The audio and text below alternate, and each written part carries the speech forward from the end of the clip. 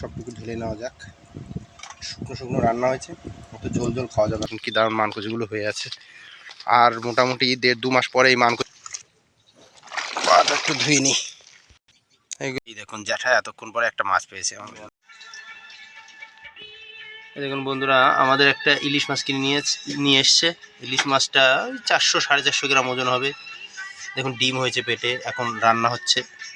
আমাদের সব ফ্যামিলিতে ইলিশ মাছ খাওয়া মানে বন্ধুরা বিলাসিতা, তাই যখন যেমন পাওয়া যায় সেরকম খেতে হবে। আজকে আবার বৃষ্টি হয়ে গেছে, এই দেখুন এইখান দিয়ে জল জমে গেছে পটল গাছের তলায় দিয়ে, সব জল জল জল জল ভিজে ভিজে, আর এইভাবে গাছ আর বাঁচে না, সব নষ্ট হয়ে যাচ্ছে। এই দেখুন আমাদের ধানের বীজ হয়ে গেছে, এখন এখানে ধান লাগানোর মতো পজিশন করতে হবে, তা না হলে এখানে তো আর কোনো সবজি কোনো কিছুই হবে না, সব মরে যাচ্ছে গাছ টাছ। এই দেখুন ধানের বীজ হয়েছে। এই জমিটা কালকে একটা জোন ছিল আর বাবা মিলে পরিষ্কার করেছে। জমিটায় ছিল চাল কুমড়ো লাগানো। এই দেখুন চাল কুমড়োর বীজ পড়ে আছে, বীজটা ভালো আছে, তার ভিতরে বীজও আছে, ব্যবহার করতে হবে, নিয়ে যাওয়া যাবে। এই দেখুন এখানে সারি সারি মানকচু গাছ লাগানো আছে, কিন্তু এখন এই মানকচু খাওয়া যাবে না। কেন বলুন তো?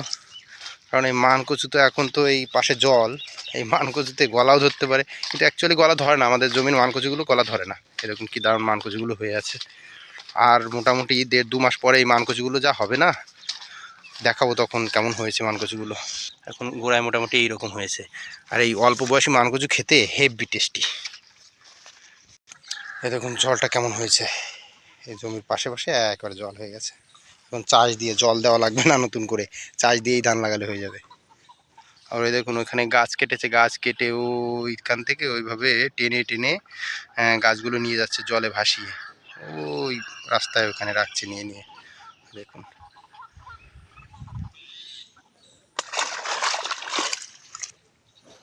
পাটা একটু ধুয়ে নিই। এইগুলো হচ্ছে ধুনচে গাছ, এটা জ্বালানি হবে আর জমিতে সার হবে। এই আমাদের ছোট্ট ঘরের আজকে প্রায় কাঠ খোলা হয়ে গেছে, আর ভিতরে খোলা হয়ে গেছে পুরোপুরি। দেখুন বাইরেটা বাকি আছে, সামনেটাও প্রায় খোলা হয়ে গেছে। এ হচ্ছে মেন মিস্ত্রি, আমাদের ঘরটা পুরো করেছে। আর এটা হচ্ছে আমার ভাই, আজকের লেবার।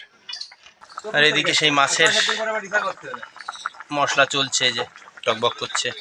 এদিকে মাছ পিসগুলো এখানে। এই দেখুন জ্যাঠা এতক্ষণ পরে একটা মাছ পেয়েছে, জ্যাঠা মাছ ধরছে। এই দেখুন বসিনি অনেকক্ষণ ধরছে জ্যাঠা মাছ, কিন্তু এই সবে একটা বাঁধলো, এই আবার বাঁধবে একটা। এই আর একটা বেঁধে গেছে জ্যাঠার মাছ। এই দেখুন বন্ধুরা, জাপানি পুঁটির বাচ্চা, এগুলো খুব বড় হয়নি, কিন্তু এই না বাঁধালে আর খাওয়া হবে না। কারণ এত জল পুকুরে, এত জল, এই জলের মধ্যে মাছ আর জাল খেপাও ধরা যাবে না, এভাবেই ধরতে হবে জ্যাঠার। এই দেখুন বন্ধুরা, মা রান্না করে মাছটা বাটিতে তুলে দিয়ে গেছে। এইটা আমার বাটি নাকি? ওই ছোট বাটিটা আমার, আর ভাইয়ের বড় বাটি, তো বড়টাই খাবে। আর এই সকালের তরকারি একটু একটু আছে, পুঁই শাক আর হচ্ছে কচু শাকের তরকারি। কই কচু? এই কচু শাকের তরকারি একটু একটু খাবো, আমি খাবো না, আমি ভাবছি মাছটা দিয়েই খাবো শুধু। ইলিশ মাছ বলে কথা, একটা আবেগ কাজ করে।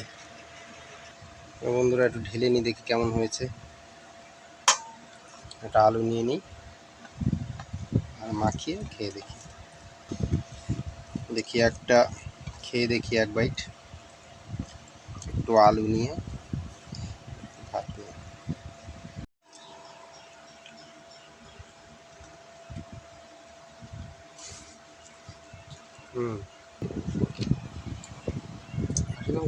একটু মাছের ডিম,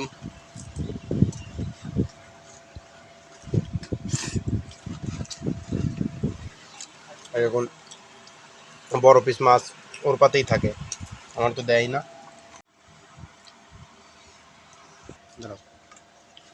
চলুন সবটুকু ঢেলে নেওয়া যাক। শুকনো শুকনো রান্না হয়েছে, অত ঝোল ঝোল খাওয়া যাবে না, এতেই হয়ে যাবে। মাছটা খেয়ে দেখি।